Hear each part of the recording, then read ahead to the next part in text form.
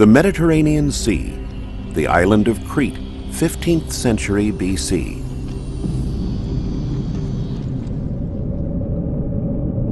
One of archaeology's greatest mysteries is the disappearance of Atlantis, the legendary lost continent.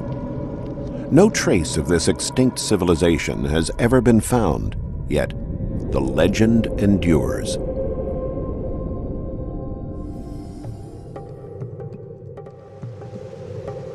Many archaeologists think that the myth of Atlantis is in some way connected to another great civilization, that of the Minoans.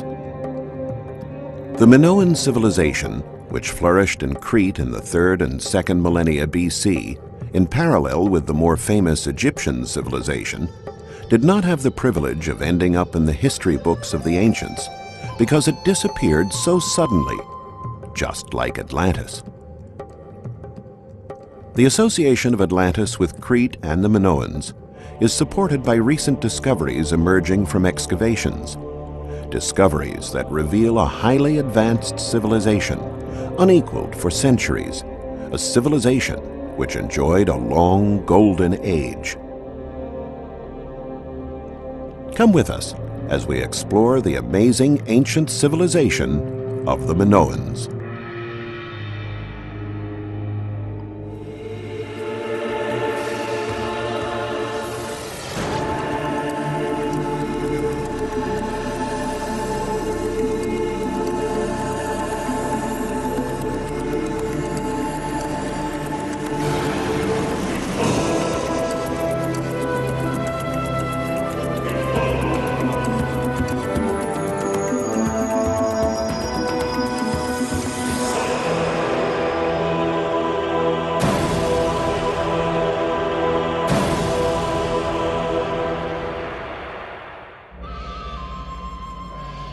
In ancient civilizations from the 2nd and 3rd millennia BC, it is the Egyptians who occupy the limelight for their dazzling sculpture and art, the hieroglyphics they left behind, the royal tombs, and the incredible architecture, including, of course, the pyramids.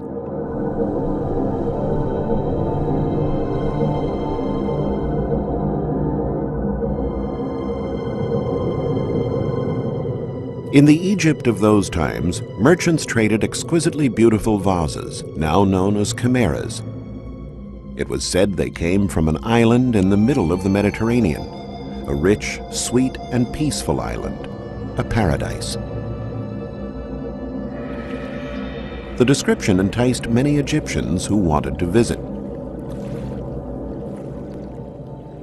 Travelers would change boats in various ports as they moved up the coasts of Lebanon, Cyprus, and the islands of the southern Aegean.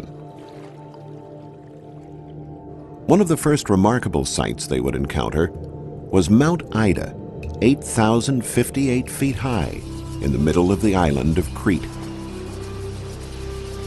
In the 2nd millennium BC, Crete was the center of a vast domain that encompassed most of the islands in the Aegean. For this reason, the Minoan civilization, named after Minos, the legendary king of Crete, was also called the Aegean civilization. On the south coast of Crete, archaeologists found traces of a Minoan settlement, Ayía Triata. The excavation work unearthed a huge villa and one unusual object among the many relics found. Its painted sides depict a procession. The figures in line are all smiling, serene, and joyful. The object, however, is indisputably a sarcophagus, and the procession, in spite of its apparent happiness, can only be a funeral procession. By studying images and artifacts left by the Minoans, archaeologists discovered that everything on Crete, even a funeral, was related to joy and nature, an ode to life.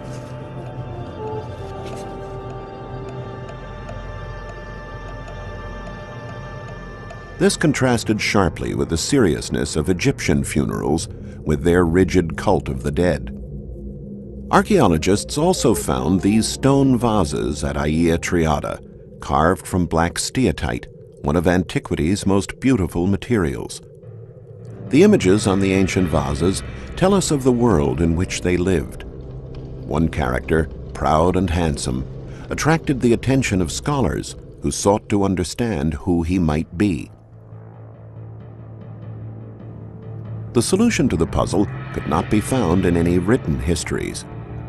The information left to us by ancient historians is imperfect anyway, since it's based on legend and not direct observation. The only narrative we have of Crete and the Minoans is the legendary story of King Minos, whose description matches quite closely with the character depicted on the steatite vase. The resemblance is so strong that many have declared it is in fact an image of the king. Perhaps the only Minoan image of Minos that exists is found on this vase. The great legend tells of a monstrous figure, the Minotaur, half man, half bull, born of the union of a white bull with Pasiphae, King Minos's wife. Upon seeing their hideous offspring, the king had the Minotaur locked up in a labyrinth.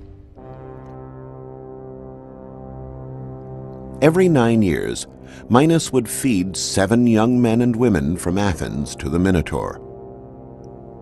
Eventually, Theseus, the son of the king of Athens, decides to kill the Minotaur. On his way, he meets Ariadne, the daughter of Minos, who falls in love with him. Ariadne gives Theseus a ball of silken twine to unspool as he enters the maze so he can find his way out. Theseus kills the Minotaur and escapes the island, taking Ariadne with him. Minos, in a rage, locks up the designer of the maze, Daedalus, but he too escapes, along with his ill-fated son, Icarus, on waxen wings. It would seem then that a dark cloud hangs over the Cretan world. But archaeologists warn us to distrust histories invented by one people to account for their enemies. The legend of the Minotaur was written by the ancient Greeks, and the Greeks were the enemies of the Minoans. The Minoans cannot defend themselves against such accusations. Their writing still remains undecipherable. Their alphabet, the so-called Linear A, is a puzzle, and one of modern archaeology's major challenges lies on a Minoan ceramic disc, the Phaistos disc. When it was found in Phaistos, archaeologists were intrigued by its spiral markings. But unlike the readable glyphs left by the Egyptians, these markings left by the Minoans remain an enigma for modern scholars. In spite of this, the disc reveals something quite extraordinary. The markings are printed, not painted, and each one represents a syllable. The disc thus contains a text, one of the first printed texts in human history, thousands of years before Gutenberg.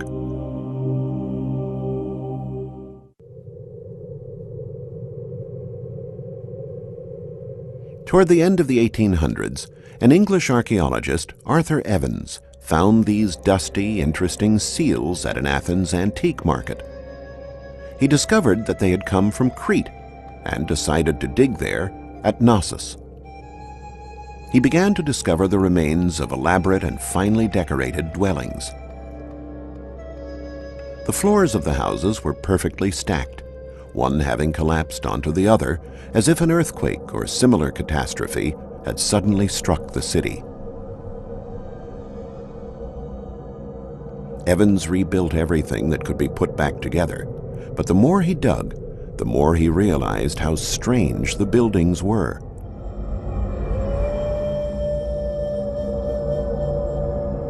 The rooms, over 1,500 of them, were all interconnected, as if the whole area had been covered by a single huge palace as big as a city. All around, there were large stone horns and images of bulls. Evans understood that Knossos was an extraordinary city palace unlike any ever seen before, a city labyrinth where the bull was widely venerated. He thus discovered the legendary palace of Minos, the labyrinth of Theseus, and the secret of the Minotaur.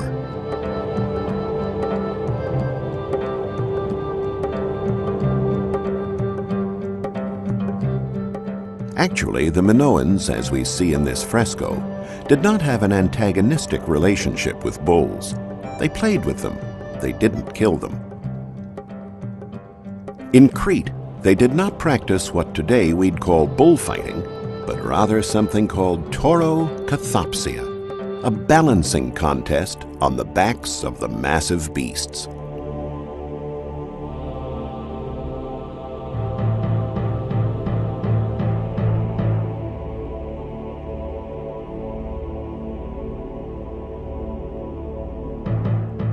In ancient times, the labyrinth city of Knosses was constantly evolving. The architecture would have seemed very different to the Egyptians who might have visited.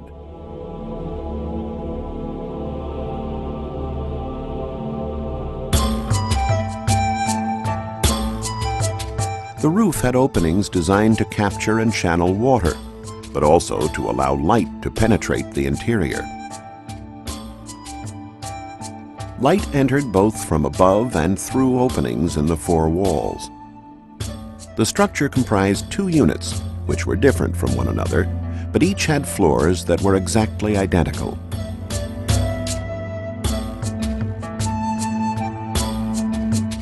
Today, thanks to the excavation work of Evans, we can project what this incredible palace actually looked like.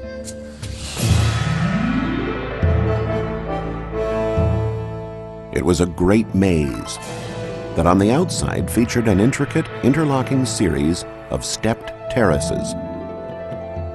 Unlike the Egyptians, whose people lived in mud huts, while mammoth constructions like the pyramids were erected to honor the afterlife, here was a people who created huge and grandiose structures not for celebrating death, but for living life with joy.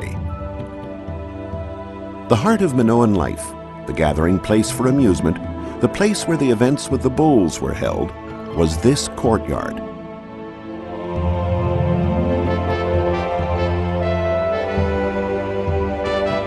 High above, looking down upon all the pageantry, were the royal apartments. The central courtyard contained both the rooms reserved for the royal family and enough outdoor space for the festivals of the citizens of Knossos.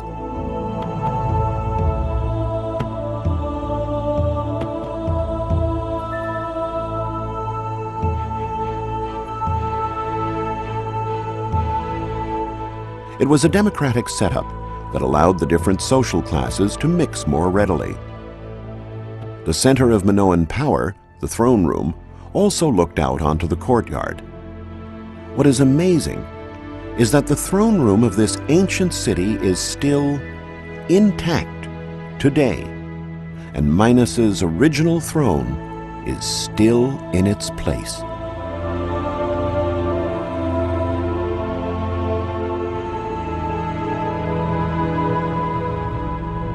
This throne, in all its symbolic power, has been copied and now seats the president of the International Court of The Hague. This homage to the Minoan civilization came about thanks to the work of archaeologists who debunked the Greek myth of the Minotaur and restored to Minos his rightful fame as a fair and just king. In the Minoan society, women were equal to men. Today we might say liberated and emancipated. They wore colorful clothes and adorned themselves with precious jewelry. They played an important organizational role in daily life and were the animators of court activities.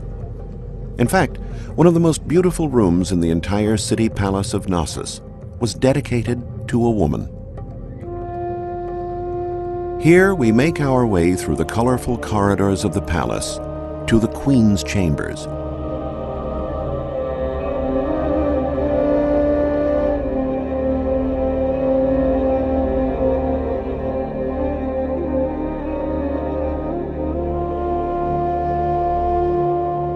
In this apartment, more than anywhere else, one can see just how dearly the Minoans felt about physical well-being and comfort.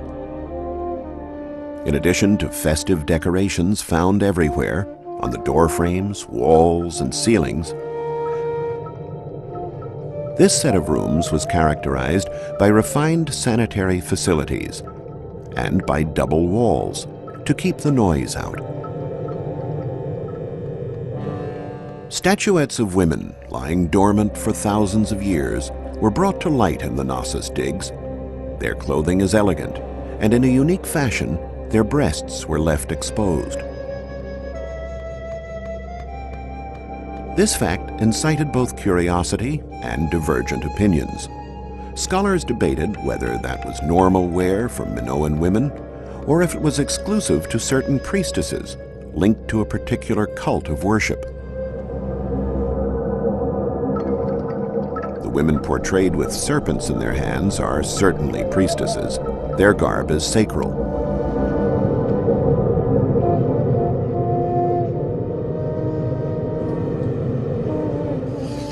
But the excavations also yielded dozens of paintings where bare-breasted women appear in scenes of daily life.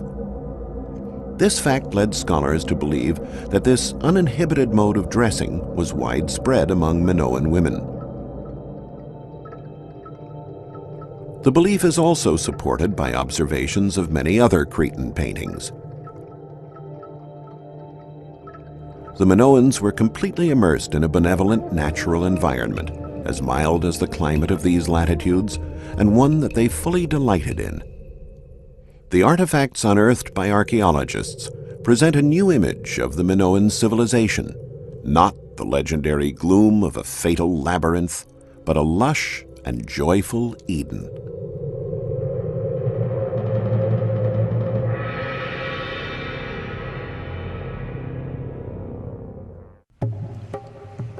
Crete, the home of King Minos and the civilization he began, was the center of a large empire that included hundreds of neighboring islands in the Cyclades, one of the most captivating areas in the world. One island in this group is Santorini, once known as Calliste, literally the most beautiful.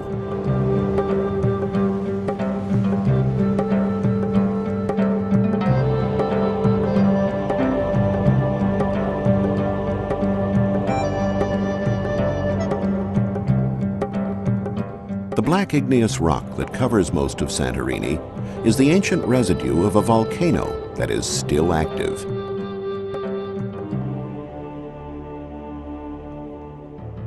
The volcano expels a compound that produces a sand particularly well suited to making mortar, and the island has many quarries to extract it. In one of these quarries, remains were found of ancient walls, which immediately attracted archaeologists' attention. Excavations unearthed buildings and relics that had nothing in common with the ancient Greek civilization. After pottery, frescoes, and an entire village were found, a few hypotheses were advanced.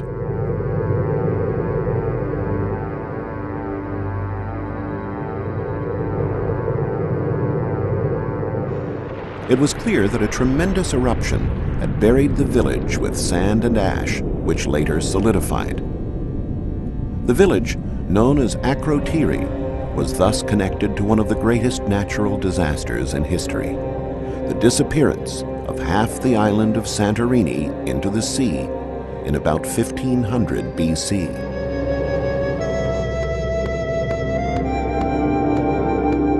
The frescoes and the pottery, very similar to those found in Knossos and Phaistos, suggested that Akrotiri was one of the many commercial ports along the routes used by the Minoans in their crossings of the Mediterranean, trading their highly refined products.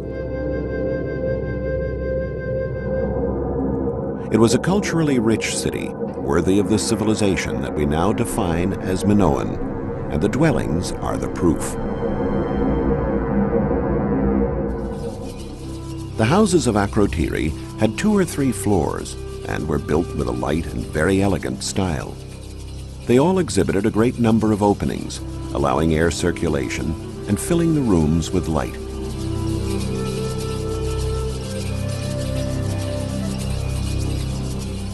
As in the Cretan palaces, the perimeter walls contained the drain pipes for the sanitary facilities that all discharged into what was an incredible thing for the time, a sewer network. The stairs and floors had a flexibility to them. The attic had wooden beams and a network of reeds and branches, lightweight materials covered with finely packed earth. What is the explanation for such a building technique? The volcano, now and then, caused tremors that shook the island. The houses of Akrotiri were built this way as a sort of elementary but effective anti-seismic system.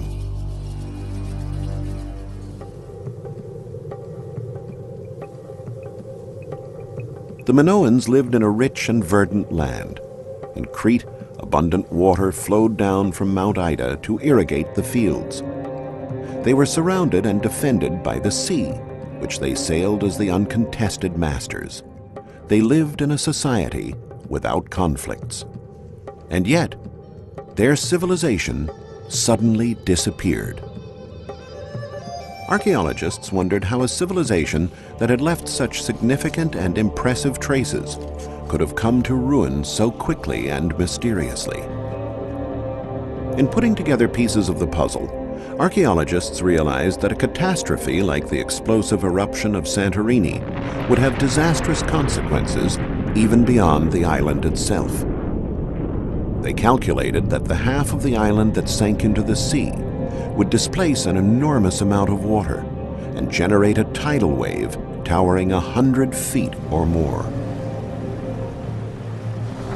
Its direction could only have been toward the south, where it would strike Crete and Knosses.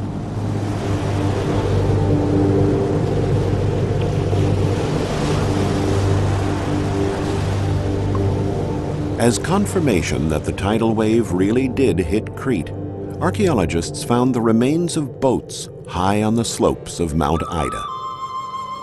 The Santorini volcano not only destroyed half the island and buried Akrotiri in ash, but it also wiped out the famous and powerful Minoan fleet, the loss of which left them exposed and vulnerable to conquest by the Mycenaeans.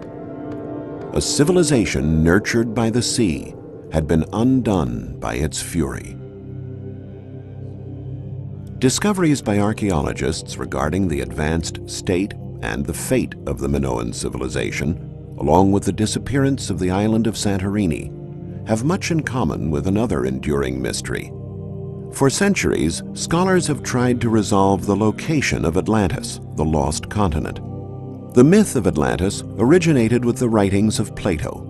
It was fabled to be a happy world, experiencing a golden age, an island that was a true natural paradise, enhanced by bold works of hydraulic engineering. At the center of this island, there was an enormous residential complex immersed in a forest. And all of this was swallowed up one day by the sea. Plato had indicated the position of Atlantis was beyond the columns of Hercules, the Rock of Gibraltar, in the Atlantic Ocean. But he had his information third-hand, citing the sage Solon, who in turn had gotten his news from Egyptian priests.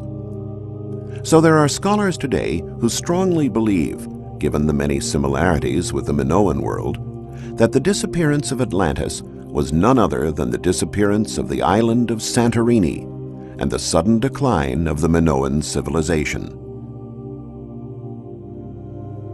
What is certain is that archaeologists have found nothing similar to Atlantis or to Knossos or to the Minoan civilization in any of the peoples who came later. The Mycenaeans, ancestors of the Greeks, after subduing the Minoans, created a much coarser, more retrograde civilization, as if humanity had taken a great step backwards. Whether or not the legend of Atlantis was inspired by the Minoans and the Santorini volcano disaster, nothing detracts from the intriguing world that archaeologists have uncovered for us. The incredible artifacts left behind, their respect for the giving nature of the environment, the civility and lifestyle of the Minoans, all suggest that if this civilization had not disappeared, our world today might be a very different place. The Minoans did not get the chance to expand, to pass on the richness of their culture. They were not able to perpetuate their golden age. But what little has remained of their civilization seems to have influenced the world's sense of beauty from generation to generation, down through classical Greece and modern Western civilization.